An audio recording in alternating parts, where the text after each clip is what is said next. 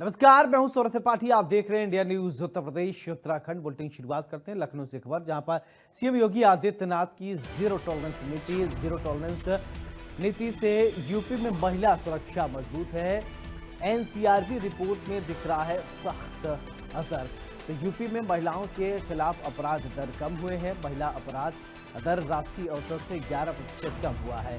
सख्त कानून मिशन शक्ति से सुरक्षा हुई बेहतर। जीरो टॉलरेंस नीति से देश में 17वें स्थान पर उत्तर प्रदेश सरकार की कड़ी कार्रवाई से घटी है महिलाओं पर अपराध। तो ये बड़ी जानकारी एनसीआरबी की रिपोर्ट ये बता रहे हैं। उत्तर प्रदेश में महिलाओं के खिलाफ अपराध दर कम हुए। तो महिला अपराध दर राष्ट्रीय औसत अगर बात करें 11% कम हुई है। ये बड़ी जानकारी उत्तर प्रदेश की अगर बात करें तो एनसीआरबी की रिपोर्ट ये बता रही है। इसी खबर पर ज्यादा जानकारी के साथ नरेंद्र यादव मेरे साथ लखनऊ से जुड़ रहे हैं।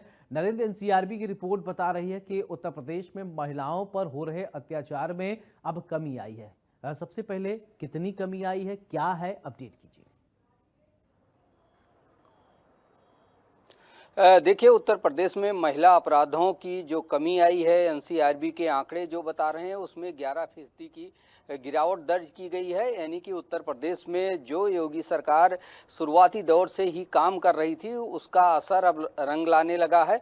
महिला अपराधों में कमी आई है। इसको लेकर योगी सरकार ने शुरुआती दौर से पूरी प्लानिंग की थी। पिंक थाने बनाए गए थे, पिंक बूथ बनाए गए थे, चौकियां बनाई गई थी और महिलाओं की भर्ती बड़ी संख्या में की गई। उत्तर प्रदेश में 40,000 से ज़्यादा महिला कांस्टेबल हैं और उनका जो महिलाओं का हेल्पलाइन नंबर है वो भी बहुत तेज़ी से काम किया। उसके लिए भी मॉनिटरिंग सेल जो बनाया गया उसमें भी सभी व्यवस्थाएं चुस्त दुरुस्त की गई और साथ ही अधिकारियों को साफ निर्देश दिया गया कि महिला अपराधों को रोकना है और इसके लिए पेट्रोलिंग की गई, गश्त बढ़ाई गई। सार्वजनिक स्थल, स्कूल, बैंक और बस स्टैंड, रेलवे स्टैंड और जहां पर बड़े आयोजन या कार्यक्रम होते थे वहां पर पूरी तैनाती महिला पुलिसकर्मियों की और पुलिस की गई पर्याप्त संख्या में। इससे जो छेड़खानी जैसे वारदातें होती थी उस पर तो रोक लगी और अगर पुलिस वहां पर मौजूद रही और त्वरित कार्रवाई की गई तो महिला के प्रति जो अपराध थे उनकी संख्या में गिरावट आई। अभी भी पहले भी मुख्यमंत्री योगी आदित्यनाथ ने ये कहा था, अगर कोई बहन बेटियों के साथ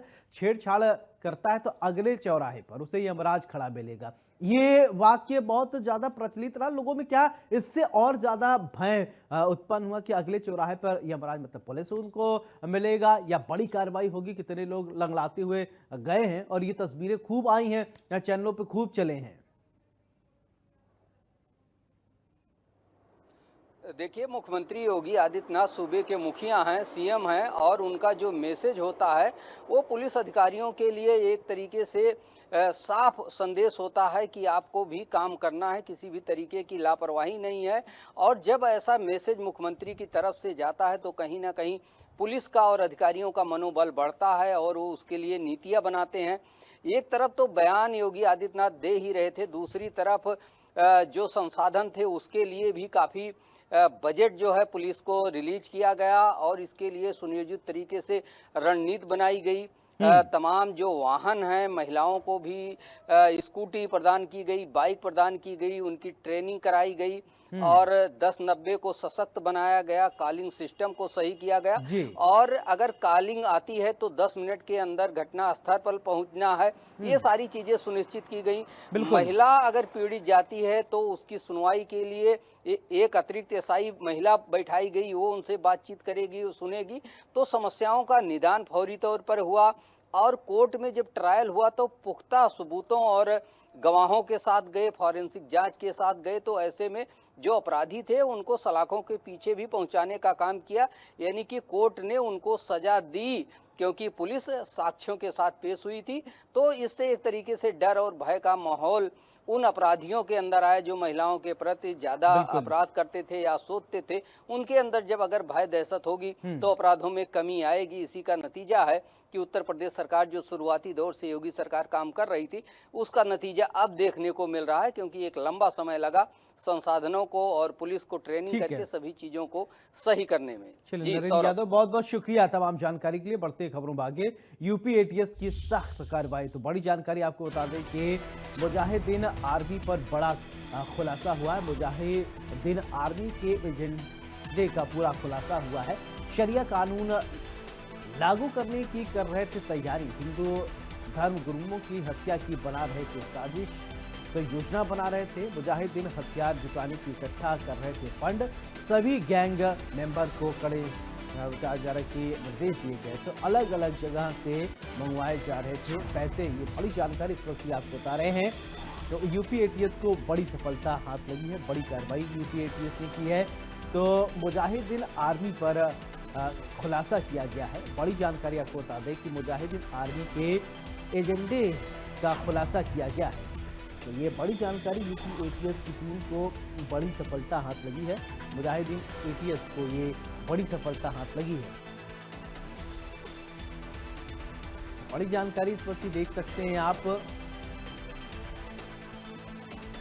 तो शरिया कानून लागू करने की करते थे तैयारी। हिंदू धर्म गुरुओं की हत्या की बना रहे थे योजना। ये बड़ी जानकारी इस वक्त आप देख पा रहे हैं। यूपी एटीएस की सख्त कार्रवाई। बताया जा रहा है कि मुजाहिदीन आर्मी पर बड़ा खुलासा हुआ है। ये मुजाहिदीन आर्मी के एजेंडे का खुलासा किया गया है। शरिया कानून लागू करने की कर रहे थे तैयारी। तो यूपी एटीएस को बड़ी कामयाबी मिली है। बता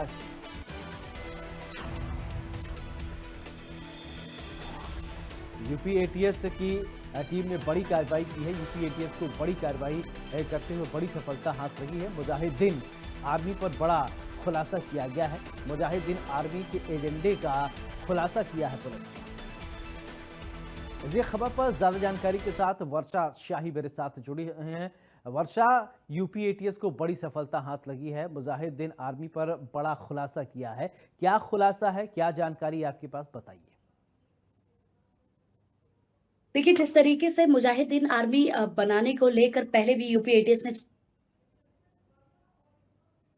जी गिरफ्तारी की गई है, जिससे पूछताछ के लिए उसको राजधानी कार्यालय आज लाया गया था। और जिस तरीके से उससे पूछताछ हुई, इसमें साफ तरीके से एक बात सामने आई कि मुजाहिद आर्मी बनाने के लिए ये पहले टारगेट करते थे, और टारगेट करने के साथ साथ इनके पास सबसे बड़ा टारगेट होता था हिंदू धर्म गुरु, जिनको टारगेट करके मारने का प्लान बनाया जा रहा था कि इनको मारने का प्लान बनाएंगे। फिर उसके बाद कहीं ना कहीं सांप्रदायिक जो दंगे हैं वो उत्तर प्रदेश में फैलाने की कोशिश करने वाले थे। तो पूरी तरीके से इनके जो प्लान थे उसको देखते हुए यूपी एटीएस ने इनकी गिरफ्तारी की। जांच इनसे लगातार की जा रही है, इनको रिमांड में लेने की कोशिश की जा रही है, और जिस तरीके से इनको रिमांड में लेकर अब पूछताछ यूपी एटीएस करेगी, उसमें और भी अन्य खुलासे होंगे। लेकिन एक चीज साफ कहीं ना कहीं ये पता चल रही है कि जो ये मुजाहिद आर्मी की जो पूरी प्लानिंग थी, जो टेरर फंडिंग लगातार इनके पास आ रही थी, जो पैसे आ रहे थे, जिनके जरिए ये पूरी तरीके से प्लानिंग करते थे, इन सभी का खुलासा यूपी एटीएस ने कर दिया है। इनको पूरी तरीके से इनसे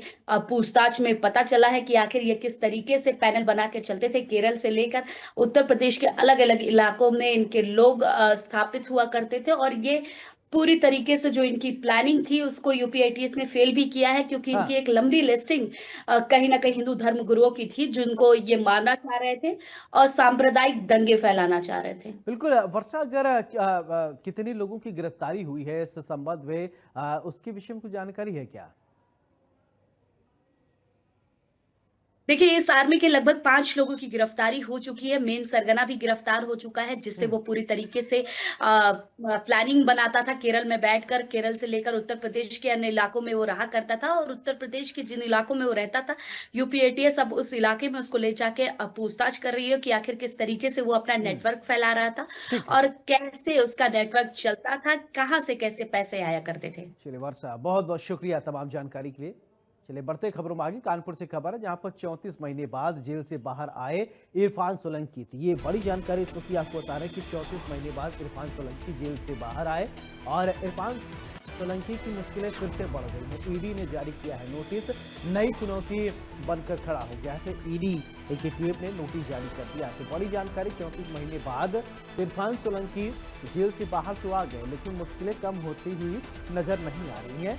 तो बताया जा रहा है कि ईडी की टीम ने नोटिस जारी कर दिया। तो मनी लॉन्ड्रिंग मामले को लेकर ईडी ने नोटिस जारी किया है। बड़ी जानकारी देख सकते हैं आप, कानपुर से ये बड़ी जानकारी है। 34 महीने बाद जेल से बाहर आए इरफान सोलंकी की अभी मुश्किलें कम नहीं हुई। जेल से बाहर आने के बाद ईडी की टीम ने इरफान सोलंकी को नोटिस जारी किया है। तो बड़ी खबर, बड़ी जानकारी आप देख पा रहे हैं। तो कानपुर से ये बड़ी जानकारी, जहां पर 34 महीने बाद जेल से बाहर आने के बाद इरफान सोलंकी की मुश्किलें कम नहीं हुई हैं। बताया जा रहा है कि इरफान सोलंकी को लेकर नोटिस जारी किया गया है। अब नोटिस मनी लॉन्ड्रिंग मामले में ईडी ने जारी किया है।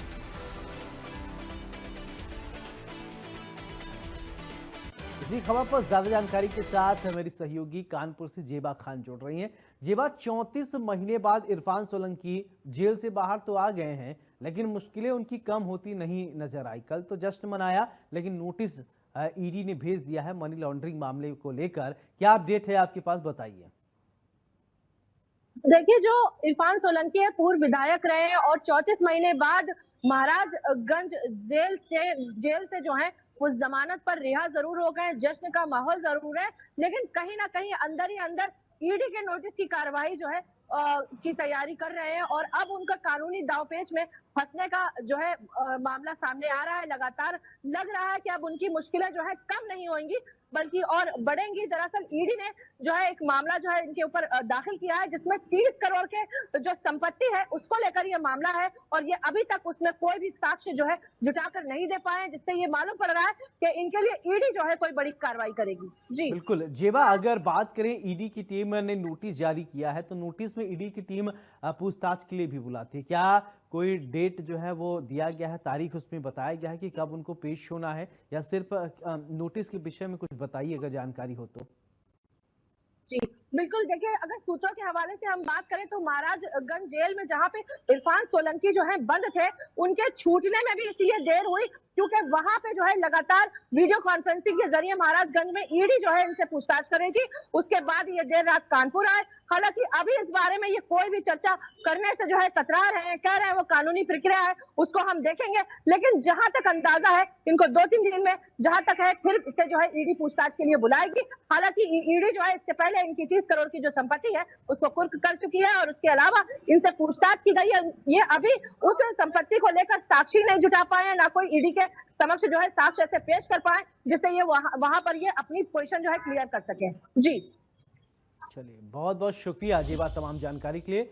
चलिए अब खबरों में आगे बढ़ेंगे। लखनऊ से खबर है, जहां पर ऑनलाइन गेम में छात्र की आत्महत्या करने का मामला सामने आया। ऑनलाइन गेम में यश ने गंवाए 13 लाख रुपए। भारी कर्ज के चलते छात्र यश ने की आत्महत्या। यश की आत्महत्या मामले में बड़ा खुलासा हुआ है। बिहार के गिरोह ने यश को गेम में फंसाया था। पुलिस ने सनत गोसाई निवासी झारखंड को किया गिरफ्तार। झारखंड में बैठकर सोशल मीडिया से फंसाकर की ठगी। पुलिस ने करीब 1.5 लाख रुपए भी फ्रीज कर दिया है और ठगों ने छात्र यश से कराया था 13 लाख रुपए ट्रांसफर। तो बड़ी जानकारी आपको बता रहे हैं। यश की आत्महत्या के बाद कई सवाल खड़े हो रहे हैं।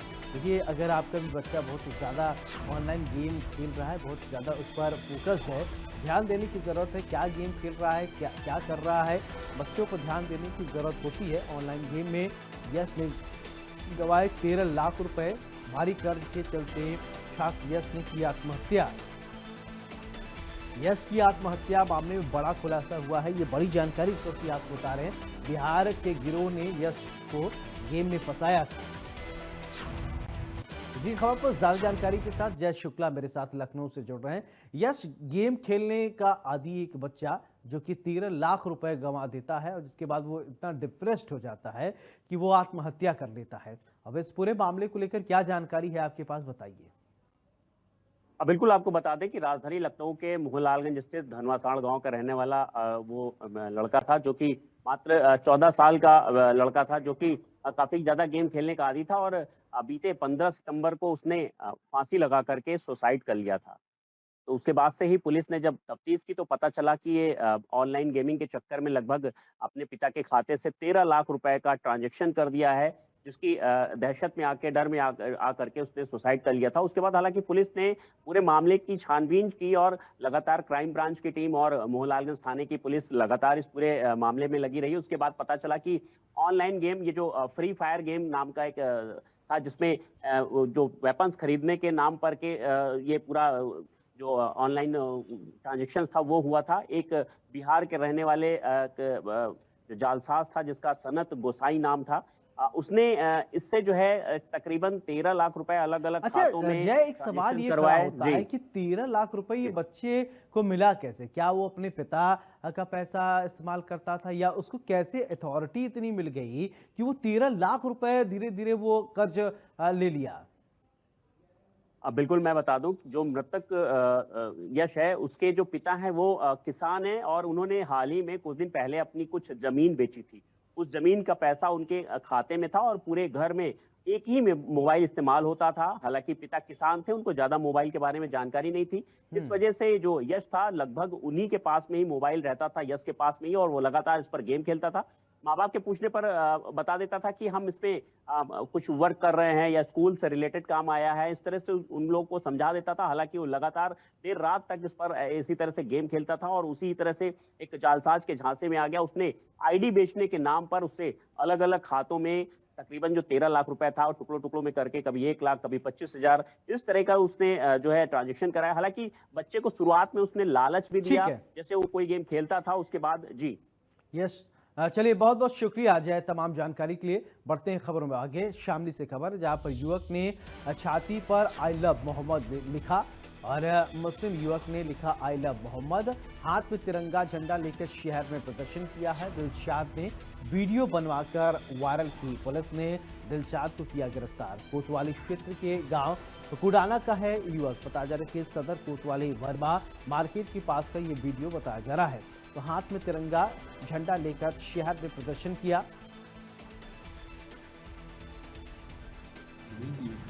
दिलशाद नामक व्यक्ति ने साथ गाली गलौज किया और हिंदू धर्म के प्रति जो है आपत्तिजनक टिप्पणी की है और उनके साथ दुर्व्यवहार किया है। इस संबंध में उस लिखित सूचना पर एक अभियोग का पंजीकरण सुसंगत धाराओं में किया गया है और दिलशाद को पुलिस के द्वारा गिरफ्तार कर लिया गया है। इसमें आवश्यक विधिक कार्रवाई की जा रही है सर। और इतना बड़ा बवाल बरेली में होने के बाद भी इन लोगों को ये तमीज़ नहीं आई कि शामली में भी क्या मतलब बरेली की तरह ही दिखाना चाहते हैं। आई लव मोहम्मद, ये कोई इशू नहीं है कि आई लव मोहम्मद, लेकिन अपने मस्जिदों में कर लें, मदरसों में कर लें, घर कर लें, लेकिन ऐसे लिखवा के, और ये बिल्कुल ये घटिया बात है और इससे तो बस यही साबित होता है कि ये दंगा करवाना चाहिए। चलिए, बहराइच से बड़ी जानकारी आपको बता दें कि रामगांव क्षेत्र में सनसनीखेज वारदात सामने आई है, जहां पर सिरफिरे युवक ने 2 किशोरों को गड़ासे से हत्या कर दी है। ये बड़ी जानकारी इस वक्त आपको बता रहे हैं। हत्या का शिनाख्त मिटाने के लिए बताया जा रहा है कि घर में लगाई आग, आरोपी समेत 6 आरोपी की जिंदा जलकर हुई मौत। मौके पर पहुंची पुलिस और फायर ब्रिगेड की टीम ने 3 शव को बाहर निकाल लिया है। पोस्टमार्टम के लिए भेजा शव। तो पुलिस के अधिकारी भी पहुंचे, जांच में जुटे। ये बड़ी जानकारी इस वक्त आप देख रहे हैं। बहराइच से, जहां पर रामगांव क्षेत्र में सनसनीखेज एक वारदात सामने आई है। सिरफिरे युवक ने 2 किशोरों की गड़ासे से हत्या कर दी और हत्या कर पत्नी बेटी संग खुद को कमरे में बंद कर दिया और हत्या कर शिनाख्त मिटाने के घर में लगाई आग। ये बड़ी जानकारी आपको बता रहे हैं। आरोपी समेत 6 लोगों की जिंदा जलकर हुई मौत। ये एक बेहद ही सनसनीखेज मामला सामने आई है बहराइच से, जहां पर रामगांव क्षेत्र के ये मामला बताया जा रहा है। इसी खबर पर ज्यादा जानकारी के साथ संजय मिश्रा मेरे साथ जुड़ रहे हैं। संजय, क्या है ये पूरा मामला, बताइए। सर, देखिए, अगर हम ताजा अपडेट की बात करें तो उस मकान से कुल 6 शव बरामद हुए हैं, जिसमें एक खुद विजय मौर्य का है, जिसने दोनों किशोरों को बुलाया था और जिनकी हत्या की थी। और उसकी पत्नी का शव है और उसके 2 बेटियों का शव है। यानी कुल 6 शव वहां से बरामद हुए हैं। 6 शवों को पोस्टमार्टम के लिए भेज दिया गया है। फिलहाल ताजा अपडेट ये है कि जो विजय मौर्य हैं उनके भाइयों को भी पूछताछ के लिए बुलाया गया है, ताकि आखिर में ये घटना किस वजह से घटित हुई है। सबसे बड़ी बात यह है कि काफी हृदय विदारक घटना है, सनसनीखेज घटना है। जिस तरीके से खुद आरोपी 2 किशोरों की हत्या करने के बाद अपने पत्नी और अपनी 2 बेटियों के साथ एक घर में बंद होकर के और आग लगा करके और खुद को मौत के गले लगा लेता है, ऐसे में कहीं न कहीं सवाल कई खड़े हो रहे हैं। क्या ये तंत्र मंत्र का मामला था? क्या ये कोई ऐसा मामला था जिसमें कोई जमीन जायदाद का मामला था? पुलिस हर पहलुओं पर जांच कर रही है। फिलहाल आईजी मौके पर पहुंचे थे, एसपी मौके पर पहुंचे थे, डीएम मौके पर पहुंचे थे और तमाम आला अधिकारी जो है बारीकी से जांच कर रहे हैं। फोरेंसिक टीम ने सभी तथ्यों को इकट्ठा किया है। अब देखना ये होगा कि इसमें क्या खुलासा होता है। चलिए संजय, बहुत बहुत शुक्रिया तमाम जानकारी के लिए और इसी के साथ इस बुलेटिन में मेरे साथ फिलहाल इतना ही। नमस्कार।